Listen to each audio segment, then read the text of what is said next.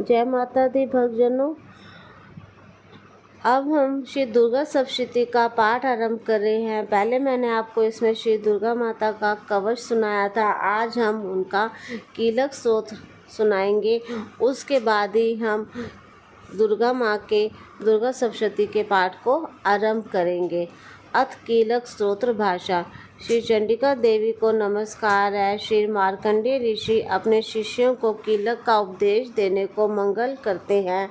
शुद्ध ज्ञान स्वरूप और तीनों वेद स्वरूप तथा दिव्य नेत्र वाले कल्याणकारी सोमार्धीय अर्धचंद्रमा को मस्तक पर धारण करने वाले तथा कल्याण के साक्षात स्वरूप भगवान भूतेश्वर को नमस्कार है।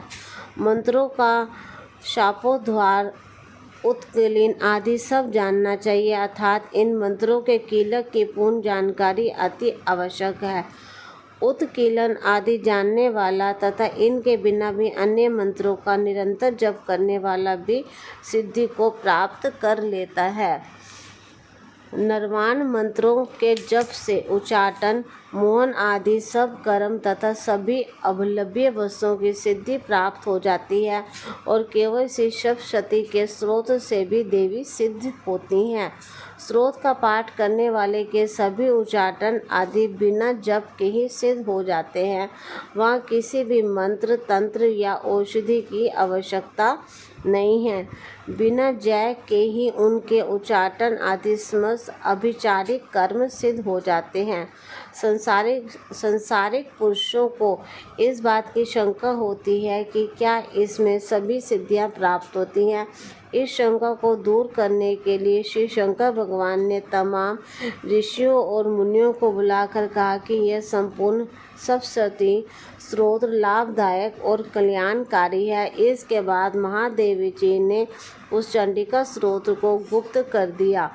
उस नियंत्रण कीलन को मनुष्य बड़े पुण्य के प्रताप से पाता है। अन्य मंत्रों का जप करने वाला भी यदि सप्तशती स्तोत्र का पाठ करता है तो निसंदेह वो कल्याण पद पाता है। जो कोई कृष्ण पक्ष की चतुर्दशी या अष्टमी को एकाग्रचित होकर देवी जी को अपना सर्वस्व अर्पण करता है और प्रसाद रूप होकर पुनः कुछ जीवन निर्वाह करता है, उस पर श्री माता दुर्गा भवानी प्रसन्न होती है, दूसरे प्रकार से नहीं। क्योंकि महादेव जी ने इसी प्रकार से कीलक से कील दिया है। सिद्धि को रोकने वाला कीलन यही है, अतः इसको करके जीव कल्याण को प्राप्त होता है। जो व्यक्ति इस सप्तशती को कीलक रहित बनाकर धीरे धीरे पाठ करता है वही सिद्ध, वही देवी का पार्षद, वही गंधर्व होता है।